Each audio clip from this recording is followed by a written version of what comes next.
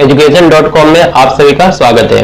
वो पूछा है टू रिड्यूस कोरोना लॉस को कम करने के लिए what should be the shape of conductor का शेप कैसा होना चाहिए। यहाँ पर जो ऑप्शन दिया है सर्कुलर दिया है, फ्लैट दिया है, ओवल दिया है और can be of any shape.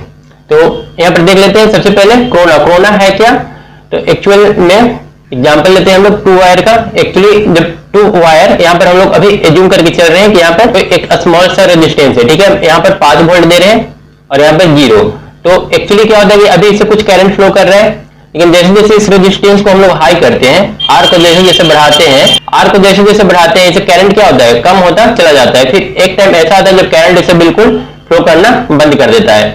उसी तरह से अगर हम अब इस वोल्टेज को जैसे मान लेते हैं यहाँ पर रेजिस्टेंस का वैल्यू ऐसा कर दिया कि अब करंट इसे 0 के बराबर है, अप्रॉक्स 0 फ्लो कर रहा है। अब हम लोग क्या करते हैं 5 को बढ़ा करके 10 वोल्ट कर देते हैं, तब क्या होगा, फिर से करंट इसमें फ्लो करना स्टार्ट कर देगा। तो बिल्कुल कुछ ऐसा ही होता है। यहाँ पर तो अभी बिल्कुल एयर है, तो एयर में भी कोई करंट फ्लो नहीं कर रहा है, लेकिन जब इसका पोटेंशियल बढ़ाकर हम काफी हाई कर देते हैं, करीब 30 kV पर सेंटीमीटर, 1 सेंटीमीटर डिस्टेंस के लिए 30 kV, मतलब इतना ज्यादा जब हाई कर देते हैं तो एक क्या होता है, एयर से थोड़ा करंट जो होता है, मतलब इसका जो इंसुलेशन होता है एयर का, इंसुलेशन मतलब कि ऐसा मटेरियल जिससे करंट फ्लो नहीं करता है, उसको हम लोग इंसुलेटर बोलते हैं, ठीक है। तो इसका जो इंसुलेशन है वो ब्रेक कर जाता है और थोड़ा करके करंट इसे पास होना शुरू कर देता है। कोरोना कुछ इसी टाइप का है। जब यहाँ पर हम लोग काफी हाई वोल्टेज अप्लाई करते हैं तो क्या होता है, यहाँ पर जो आयंस है, एक्चुअली सबसे पहले कोरोना जनरेट कैसे होता है, तो इसका जनरेट होने का जो वजह है वो है आयन, जो एटमॉस्फेयर में आयन है, जो कॉस्मिक रे या फिर अल्ट्रावायलेट रे या फिर किसी भी वजह से जो आयन, नेगेटिव चार्ज, इलेक्ट्रॉन या फिर न्यूट्रल चार्ज, बहुत सारे टाइप के चार्ज हैं, इलेक्ट्रॉन भी हो सकते हैं, न्यूट्रल भी हो सकते हैं, ये सारे क्या होते हैं एटमॉस्फेयर में प्रेजेंट होते हैं। और जब हम यहाँ पर हाई पोटेंशियल जनरेट करते हैं तो यहाँ पर इलेक्ट्रिक स्ट्रेस इस पर पड़ना शुरू होता है, मतलब कि एक इलेक्ट्रिक फील्ड बन जाता है और जिसका वैल्यू क्या होता है, काफी हाई होता है। जब हाई रेंज का इलेक्ट्रिक फील्ड यहाँ पर होगा तो इस चार्ज में क्या होगा, फोर्स लगेगा तो ये चार्ज क्या होगा, या तो तेजी से अट्रैक्ट होगा। अगर मानते हैं इलेक्ट्रिक फील्ड का डायरेक्शन इधर है और एक पॉजिटिव चार्ज है तो फोर्स इस डायरेक्शन में लगेगा, और नेगेटिव चार्ज है तो फोर्स अपोजिट डायरेक्शन में लगेगा। तो इस फोर्स की वजह से क्या होता है कि ये इलेक्ट्रॉन तेजी से मूव करता है, ठीक है। जब ये तेजी से मूव करेगा तो आसपास में जो मॉलिक्यूल्स है उनसे इलेक्ट्रॉन्स टकराएंगे, ठीक है। टकराने की वजह से क्या होगा, हीट जनरेट होगा, हीट जनरेट होगा ही होगा, साथ में इससे और भी ज्यादा इलेक्ट्रॉन क्या होगा, रिलीज होंगे, और ये इलेक्ट्रॉन फिर से अलग एटम से मॉलिक्यूल से टकराएंगे। तो इस तरह से एक पैटर्न सा बन जाता है और काफी ज्यादा मतलब यहाँ पर हीट जनरेट होता है और एक क्या होता है, ग्लो करना स्टार्ट कर देता है। तो ये जो सिंपल केस हुआ कोरोना का। और जब वोल्टेज इससे भी ज्यादा हो गया तो फिर इंसुलेशन पूरी तरह से इसका ब्रेक करता है एयर का, और इससे होकर के करंट फ्लो करना शुरू कर देता है। जैसा कि आपने एग्जांपल में आप एग्जांपल ले सकते हैं, जैसे मान लेते हैं यहाँ पर मेरा आइसोलेटर है, ठीक है, ये यहाँ से करंट फ्लो कर रहा है, यहाँ पर दोनों के बीच का पोटेंशियल काफी ज्यादा हाई है, V1 और V2 के बीच का जो डिफरेंस है काफी हाई है। अब जब इस आइसोलेटर को हम यहाँ से रिमूव करेंगे तो एक चिंगारी सा इस तरह से उठता हुआ नजर आएगा, ठीक है।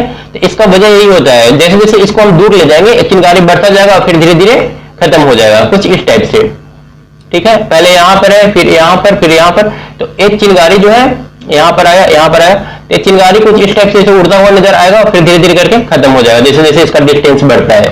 तो ये जो होता है, एक चिंगारी दिखाई दे रहा है, ये होता है इंसुलेशन ब्रेकिंग की वजह से। तो मेरा जो इंसुलेशन ब्रेक होता है एयर का वो होता है 30 kV पर cm डायलेक्ट्रिक, मतलब कि इतना डायलेक्ट्रिक स्ट्रेंथ होने पर, मतलब कि इलेक्ट्रिक फील्ड या फिर पर सेंटीमीटर में जो पोटेंशियल होना चाहिए कम से कम 30 kV होना चाहिए, या फिर ओवरऑल को हम लोग बोलते हैं इलेक्ट्रिक फील्ड, या फिर इसी को बोलते हैं ग्रेडियंट या फिर डायलेक्ट्रिक स्ट्रेंथ बोलेंगे, ठीक है। उस मटेरियल का एक डायलेक्ट्रिक स्ट्रेंथ हो गया, मतलब कि वोल्टेज पर मीटर या वोल्टेज पर सेंटीमीटर, ठीक है, उसको डायलेक्ट्रिक स्ट्रेंथ बोलेंगे। यहाँ पर तो इंसुलेशन ब्रेक होता है, मतलब यहाँ पर करंट फ्लो करना शुरू हो जाता है। तो अब थोड़ा सा यहाँ पर तो समझ लिए, ठीक है, 30 kV होगा तो इसे करंट फ्लो करना स्टार्ट कर देगा। अब हम लोग थोड़ा सा आते हैं कोरोना तो मतलब करंट स्टार्ट होने से जस्ट पहले का फेज है कोरोना, जिसमें एक ग्लो करना शुरू कर देता है, वायलेट करंट का ग्लो, जैसे कि यहाँ पर दिखाया गया है, इस टाइप का ग्लो स्टार्ट हो जाता है बाहर में आना, ठीक है।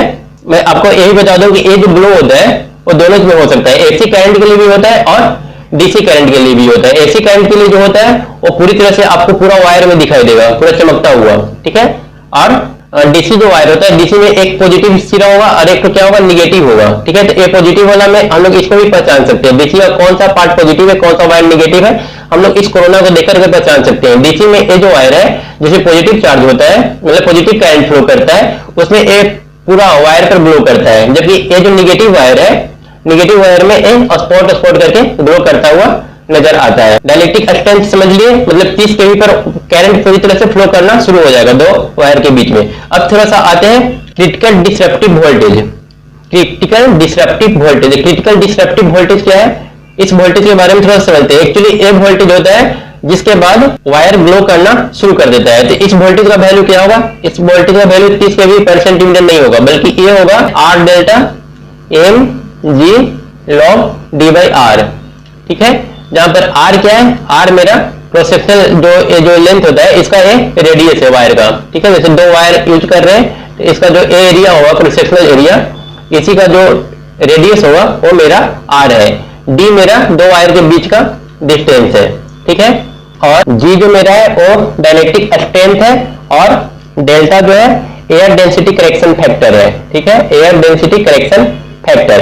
एक्चुअली जो डेल्टा का वैल्यू होता है वो होता है 3.92 b divided by 273 plus T. ठीक है, जहां पर टी मेरा ऑपरेटिंग टेम्परेचर होगा। ठीक है, अगर पहले एक बार एक चीज देख लेते हैं, जो डेल्टा और जी का जो वैल्यू होता है, अगर रूम टेम्परेचर पर देखें तो दोनों का वैल्यू कैलकुलेशन करने के बाद जो जी आता है वो आता है 30 केवी पर सेंटीमीटर। ये जो वैल्यू आता है दोनों का वो आता है रूम टेम्परेचर पर 25 डिग्री सेंटीग्रेड पर। लेकिन अगर हम 25 डिग्री सेंटीग्रेड से अलग टेम्परेचर पर वर्क कर रहे हैं, काम कर रहे हैं, तो फिर यहाँ से हम लोग को एयर डेंसिटी करेक्शन फैक्टर निकालना होगा, और उसके बाद वहां पर जो जी का वैल्यू रहेगा उसमें हम लोग को मल्टीप्लाई करना पड़ेगा। यहाँ पर जो मेरा बी है वो बी हो जाएगा बैरोमेट्रिक प्रेशर, ये प्रेशर है बी, जो यहाँ पर वहां पर जो एटमॉस्फेयर का प्रेशर होगा वो भी आता है। ठीक है, तो यहां से हम लोग निकाल लेंगे डेल्टा, और उसके बाद फिर जी रहेगा, जी से मल्टीप्लाई करके फिर हम एक काम करेंगे। लेकिन फिलहाल के लिए अगर हम रूम टेम्परेचर पर ले रहे हैं तो इन दोनों का वैल्यू हम लोग 30 केवी पर सेंटीमीटर ले सकते हैं। फिर आर मेरा वही रेडियस हो गया, तो यहाँ पर देख सकते हैं अगर, और एम जो मेरा बचा वो डिपेंड करता है वायर के सरफेस पर, वो किस टाइप का है। अगर वायर मेरा पॉलिश्ड रहा तो इसका जो वैल्यू होता है वो 1 होता है। अगर ये स्टैंडर्ड कंडक्टर रहा तो इसका वैल्यू हो जाएगा 0.72। ठीक है, और अगर रफ कंडक्टर वायर रहा, स्टैंडर्ड भी नहीं है, तो फिर इसका वैल्यू हम लोग को लेना होगा 0.98 से लेकर के 0.93 के बीच, 0.93 इसके बीच लेना होता है।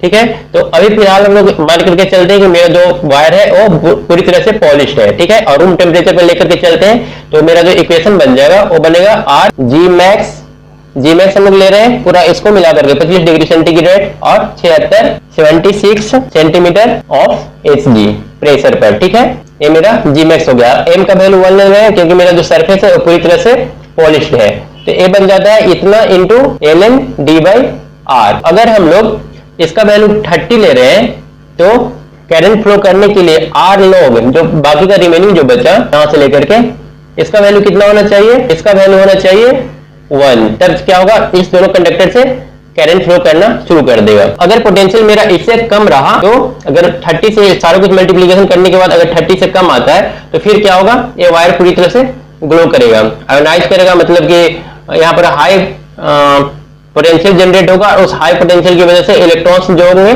उसमें काइनेटिक एनर्जी आएगा, ये मॉलिक्यूल से टकराएगा और भी ज्यादा इलेक्ट्रॉन जनरेट होगा, और ये सिर्फ ग्लो करता रहेगा। तो इसको हम लोग बोलते हैं कोरोना। ठीक है, अब आते हैं रिलेटेड टर्म्स पर, तो इन टर्म्स को भी जान लेना जरूरी है, इसमें कंफ्यूज नहीं होना है। तो सबसे पहले बात करते हैं यहाँ पर डाइलेक्ट्रिक कांस्टेंट, रिलेटिव परमिटिविटी और एक परमिटिविटी पर। तो यहाँ पर जो डाइलेक्ट्रिक कांस्टेंट होता है उसको हम लोग सबसे पहले समझते हैं। ये दोनों चीज डाइलेक्ट्रिक कांस्टेंट और डाइलेक्ट्रिक स्ट्रेंथ, ये दोनों बिल्कुल डिफरेंट टर्म है, इसको हम लोग कभी एक साथ कंपेयर नहीं करते, एक में दोनों को नहीं मिलाते हैं। डाइलेक्ट्रिक स्ट्रेंथ अलग होता है, डाइलेक्ट्रिक कांस्टेंट अलग होता है। तो जो डाइलेक्ट्रिक कांस्टेंट होता है वो हम लोग निकाल सकते हैं। फॉर एग्जांपल अगर हम लोग कैपेसिटर के दो प्लेट की बात करें, मान लेते हैं ये मेरा दो प्लेट है, दोनों के बीच का जो डिस्टेंस है d है और एरिया a है, तो यहाँ पर c का वैल्यू कितना हो जाएगा, a epsilon not by d। और वहीं पर अगर इसके बीच हम कोई पेपर वगैरह डाल देते हैं d लेंथ का, तब c का वैल्यू कितना हो जाएगा, a एप्सिलॉन नॉट d और यहाँ पर जो इसका डाइलेक्ट्रिक कांस्टेंट होगा उसको हम लोग के बोलते हैं, यहाँ पर आ जाएगा एक के। तो कुल मिलाकर सी डैश कितना बन जाएगा, इसको हम लोग सी डैश मान करके चलते हैं। सी डैश हो जाएगा A epsilon not a by D. तो यहाँ पर जो रेशियो आएगा सी और सी डैश का वो आएगा 1/k। ठीक है, यहाँ पर k का वैल्यू जो आएगा वो आ जाएगा सी डैश बाई सी। ए मेरा जो होता है ए डाइलेक्ट्रिक कांस्टेंट होता है, इसको इलेक्ट्रिक फील्ड इलेक्ट्रिक पोटेंशियल से कोई लेना देना नहीं है। वहीं पर अगर आते हैं ए तो मेरा इलेक्ट्रिक कांस्टेंट हो गया। और वहीं पर बात करते हैं अगर हम डाइलेक्ट्रिक स्ट्रेंथ का, तो डाइलेक्ट्रिक स्ट्रेंथ बताता है पर सेंटीमीटर में कितना वोल्टेज पोटेंशियल डिफरेंस आ रहा है, उस चीज को बताता है dielectric strength. Breakdown strength same चीज है, डाइलेक्ट्रिक स्ट्रेंथ से ब्रेकडाउन स्ट्रेंथ सेम चीज है, मतलब कितना वोल्टेज के बाद जो मटेरियल है उससे करंट फ्लो करना शुरू कर दे रहा है। उसके बाद ग्रेडियंट और इलेक्ट्रिक फील्ड, ये दोनों सेम चीज है। उसके बाद ब्रेकडाउन वोल्टेज को कंपेयर करेंगे हम लोग ब्रेकडाउन स्ट्रेंथ से। स्ट्रेंथ बताता है पर मीटर में या पर सेंटीमीटर में कितना वोल्टेज चाहिए ब्रेकडाउन करने के लिए, मतलब कि करंट इंसुलेटर से फ्लो करने के लिए। वही ब्रेकडाउन सिंपल एक वोल्टेज है, कितना वोल्टेज दोनों के बीच हम कितना वोल्टेज दें यहाँ से करंट फ्लो करना शुरू कर दें। उसके बाद आते हैं परमिटिविटी की। अगर हम बात करें तो परमिटिविटी सिर्फ ये बताता है कि उस मटेरियल में अगर हम एयर लें या फिर ऑयल लें, ठीक है, ये जो मटेरियल है इलेक्ट्रिक फील्ड को अपने अंदर से होकर के पास, मतलब कितना अट्रैक्ट करता है या कितना रिपेल करता है, इस चीज को बताता है परमिटिविटी, जिसको हम लोग एप्सिलॉन नॉट से डिनोट करते हैं। तो ये इन चीज के बीच को डिफरेंस को ध्यान में रखना है। उसके बाद आते हैं कोरोना के बारे में थोड़ा सा और देख लेते हैं। सबसे पहले क्वेश्चन होता है कोरोना का किस किस चीज पर डिपेंड करता है। तो हम लोग क्या पढ़े, डिसरप्टिव जो वोल्टेज था VC, इसके बारे में हम लोग पढ़े। ए होता है R delta mg ln dy r। तो अगर हम लोग इन दोनों को हटा दें, यहाँ पर G मैक्स लिखे और ln यहाँ पर dy r, ये चीज जो m बता रहा है कि उसके सरफेस पर डिपेंड करता है, वो पॉलिश है या फिर रफ है। ठीक है, इस चीज को m बताता है। लेकिन अगर यहाँ पर देखें तो सबसे पहले आ रहा है r, ठीक है, r के डायरेक्टली प्रोपोर्शनल यहाँ पर दिख रहा है। ठीक है, यहाँ पर भी है पर इसको इग्नोर कर सकते हैं इसके सामने। तो अगर रेडियस का वैल्यू ज्यादा रहेगा तो VC क्या होगा, ज्यादा होगा। मतलब वायर अगर ज्यादा थिक है तो उसका जो वोल्टेज होगा वो ज्यादा होगा। मतलब कि वोल्टेज जहां 30 वोल्ट पर कोरोना हो रहा था, मतलब कोरोना लॉस हो रहा था, वहीं अगर वायर को हम लोग मोटा कर देते हैं तो ये हो सकता है 40 kV पर कोरोना एपियर होना शुरू हो। तो कुल मिलाकर देखें तो ये जो रेडियस है उसका VC को बढ़ा रहा है। VC जब बढ़ जाएगा तो क्या होगा, लॉस मेरा डिक्रीज कर जाएगा। मतलब ये क्रिटिकल डिसरप्टिव जो वोल्टेज है उसको इंक्रीज कर रहा है। मतलब कि सिंपल मायने में अगर हम बोले तो ये मेरा डिपेंड कर रहा है किस चीज पर, रेडियस पर। जो केबल है उसका हम डाल सकते हैं कंडीशन ऑफ केबल, मतलब कि केबल के रेडियस पर डिपेंड कर रहा है VC और या फिर कोरोना लॉस। ठीक है, अगर VC ज्यादा होगा, इसको भी ध्यान में रखना है, अगर VC ज्यादा होगा तो कोरोना लॉस क्या होगा, कम होगा, क्योंकि फिर कोरोना अकर नहीं करेगा। ठीक है ना, होगा ही नहीं कोरोना। अगर वायर को ठीक कर देंगे तो VC अगर बढ़ा देंगे तो होने का चांसेस घट जाएगा, तो फिर लॉस भी कम होगा। उसके अलावा अगर हम लोग बात करें M देख लिए, M मतलब कि किस टाइप का सरफेस है, मतलब पॉलिश किया हुआ है या फिर खुरदुरा है, तो इस चीज पर भी डिपेंड कर रहा है। मतलब M पर डिपेंड कर रहा है, R पर डिपेंड कर रहा है, रेडियस पर। उसके बाद एटमॉस्फेरिक कंडीशन, अगर एस्ट्रोनॉमी मतलब एस्ट्रोनॉमी अगर सीजन है तो वहां पर उस समय क्या होता है, एयर में जो मॉलिक्यूल्स होते हैं, चाहे बात करें न्यूट्रल मॉलिक्यूल्स या फिर इलेक्ट्रॉन्स का, तो वो उसका संख्या काफी ज्यादा होता है, तो वो आसानी से इसके कांटेक्ट में आते हैं। मतलब इसका जो पोटेंशियल ग्रेडियंट होता है उसके इफेक्ट में बहुत जल्दी आ जाता है और उस समय ज्यादा कोरोना होने का चांस बढ़ जाता है। इसके अलावा अगर ज्यादा पॉल्यूटेड एरिया है तो वहां पर भी कोरोना होने का चांस ज्यादा रहता है। मतलब एटमॉस्फेयर पर डिपेंड कर रहा है, केबल की कंडीशन पर डिपेंड कर रहा है, इसके रेडियस और साथ साथ वो पॉलिश है या नहीं इस चीज पर। उसके अलावा स्पेसिंग पर कहां से आएगा, ये मेरा रहा डी मेरा क्या है, दो वायर के बीच का डिस्टेंस है। ठीक है, ये मेरा डी है, तो इस पर डिपेंड कर रहा है। ये तो सामने साफ दिख रहा है। अगर डिस्टेंस दो वायर के बीच का डिस्टेंस अगर हम लोग बढ़ा देंगे तो डिस्टेंस बढ़ाने से क्या होगा, VC का वैल्यू बढ़ जाएगा यहाँ पर। ठीक है, डी ऊपर में है तो VC का वैल्यू बढ़ेगा, VC का वैल्यू बढ़ेगा तो फिर से कोरोना क्या होगा, घटेगा।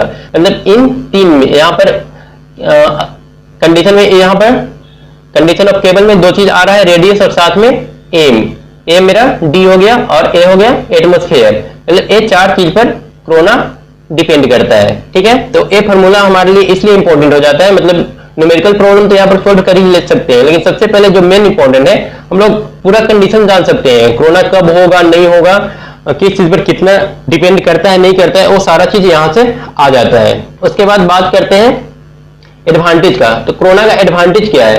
तो सबसे पहले जो एडवांटेज है कोरोना का वो है इसका जो इफेक्टिव जो डायमीटर होता है वायर का, इफेक्टिव डायमीटर इसका बढ़ जाता है। क्यों? क्योंकि ये जो ग्लोइंग करने वाला ये जो पार्ट है, करंट आसानी से इससे होकर भी फ्लो करना शुरू कर देता है। तो अब क्या होगा? R is equal to rho into L by A. अब एरिया ऑफ क्रॉस सेक्शन जब बढ़ गया है तो रेजिस्टेंस क्या होगा? घटेगा। घटेगा तो फिर करंट आसानी से फ्लो करेगा।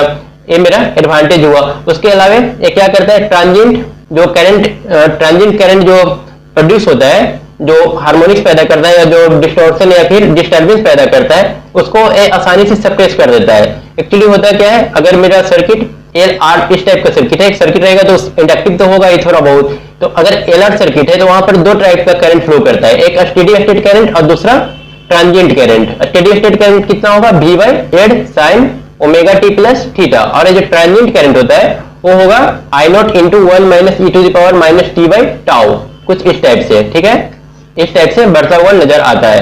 तो ये जो करंट है इसको ए सप्रेस करने में मदद करता है, जिसकी वजह से डिस्टर्बेंस होता है। ठीक है, इसको सप्रेस करता है। उसके बाद अगर डिसएडवांटेज की बात करें तो सबसे पहले क्या है? एनर्जी का लॉस। ठीक है, वो एनर्जी, उतना सारा एनर्जी जो वेस्ट होता है, जो बाहरी जो इलेक्ट्रॉन है वो इसके संपर्क में आते हैं और यहाँ पर जो ग्लो करता है वो इस पावर का लॉस होता है यहाँ पर। ठीक है, उसके अलावा ओजोन का फॉर्मेशन होता है। ठीक है, इस वायर पर साउंड, एक हिसिंग का साउंड थोड़ा थोड़ा करके आते रहता है और यहाँ पर जो होता है ओजोन का फॉर्मेशन होता है। ये ओजोन क्या करता है? एटमॉस्फेयर के साथ रिएक्शन करता है, इस वायर के साथ रिएक्शन करता है और रिएक्शन करने के बाद वायर को डिस्ट्रॉय कर देता है। ठीक है, तो यहाँ पर ओजोन फॉर्मेशन होता है और इस वायर को डिस्ट्रॉय करता है। ये दूसरा डिसएडवांटेज हो जाता है। उसके अलावा अगर हम बात करें तो जो करंट मेरा साइनसॉइडल फ्लो करना चाहिए था वो करंट साइनसॉइडल ना होकर के नॉन साइनसॉइडल या कुछ स्क्वायर टाइप का इस टाइप से हो जाता है। तो ऐसे होने से क्या होता है? इंटरफेरेंस, इंडक्टिव इंटरफेरेंस बढ़ जाता है। इंडक्टिव इंटरफेरेंस क्या करेगा? अब जब इंडक्टिव इंटरफेरेंस बढ़ेगा तो अगर मान लेते हैं मेरा वायर है, ठीक है, यहाँ पर मेरा एक वायर है, दूसरा वायर यहाँ पर है। अब जब इंडक्टिव इंटरफेरेंस बढ़ेगा तो इससे लीकेज होगा करंट। ठीक है, लीकेज बढ़ जाएगा इसका। अब अगर ये मेरा वायर इंडक्टिव हो गया तो इंडक्टिव होने की वजह से फ्लक्स जनरेट होगा। ठीक है, ये फ्लक्स इस वायर को कट करेगा, इससे जो फ्लक्स लीक होगा दूसरा वायर को कट करेगा, इस वायर से जो फ्लक्स होगा इसके इस वायर को कट करेगा। तो इससे क्या होगा?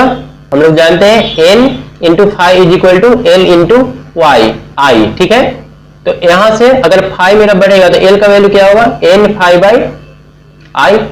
L का वैल्यू बढ़ जाएगा। जब इसका इंडक्टेंस और भी ज्यादा बढ़ेगा तो Z फिर बढ़ेगा। ठीक है, Z बराबर आर स्क्वायर प्लस एक्सएल का होल स्क्वायर। ठीक है, Z बढ़ेगा तो फिर क्या होगा? इस एरिया में जो आधा जो एरिया है इसका, इस वायर का जो ये सामने वाला एरिया है, इससे करंट फ्लो करना बंद कर देगा या फिर कम कर देगा। ठीक है, इस एरिया से करंट कम फ्लो करेगा और जो एरिया है जो करंट फ्लो करेगा वो यहां से फ्लो करेगा। तो जब इस एरिया से करंट फ्लो करेगा तो क्या होगा? इसका एक का वैल्यू तो घट गया। ठीक है, क्रॉस सेक्शनल एरिया घट गया तो यहां से करंट का जो फ्लो करने का चांसेस है वो घट जाता है। मतलब हाई करंट अब इस वायर से फ्लो नहीं कर पाएगा, जिसे हम लोग बोलते हैं प्रॉक्सिमिटी इफेक्ट। तो प्रॉक्सिमिटी इफेक्ट देखने को हम लोग को मिलेगा। तो ये थर्ड जो लॉस है मेरा तीसरा नुकसान है। ठीक है, अप्रोक्सीमेटी इफेक्ट हो गया। स्किन इफेक्ट भी आप लोग को जानना चाहिए। स्किन इफेक्ट में क्या होता है? वायर में जो बीच वाला पोर्शन होता है, अब एक्चुअली इसको हम बहुत सारा अगर वायर कंसीडर करें तो हर वायर की वजह से फ्लक्स जनरेट होगा। तो इस तरह से जो बीच वाला पार्ट होता है इसमें फ्लक्स ज्यादा ही जनरेट होता है। तो ज्यादा फ्लक्स होने से इंडक्टेंस ज्यादा होगा तो बीच वाला पार्ट से करंट फ्लो कम करेगा। ठीक है, तो इसलिए स्किन इफेक्ट में होता है जो करंट होता है वो वायर के सिर्फ ऊपरी सरफेस पर फ्लो करता है। तो ये भी जानना चाहिए। तो ए एडवांटेज और डिसएडवांटेज देख लिए। उसके बाद आते हैं ए कम कैसे किया जाए, how to reduce corona effect. तो ये भी फिर से हमारा इस फॉर्मूला पर ही सारा कुछ डिपेंड करता है। R delta M G L N D by R. इसको आप याद रख सकते हैं। आर डेल्टा ही रहेगा, एम जी मिलीग्राम जैसा है, R delta milligram log D by R. इस टाइप से भी आप इसे याद रख सकते हैं भीसी के इस फॉर्मूला को। ठीक है, तो इसको हमको बढ़ाना है तो इसको बढ़ाने के लिए क्या क्या कर सकते हैं? आर के वैल्यू को बढ़ा सकते हैं। ठीक है, by increasing conductor size, D दोनों के बीच का जो स्पेस है उसको बढ़ा सकते हैं बाय इंक्रीज स्पेसिंग। उसके अलावा बंडल कंडक्टर यूज करने से क्या होता है? कुल मिलाकर वही इसका जो एरिया होगा, एरिया ऑफ क्रॉस सेक्शन बढ़ जाएगा। तो इस तरह से हम लोग कोरोना को कम कर सकते हैं।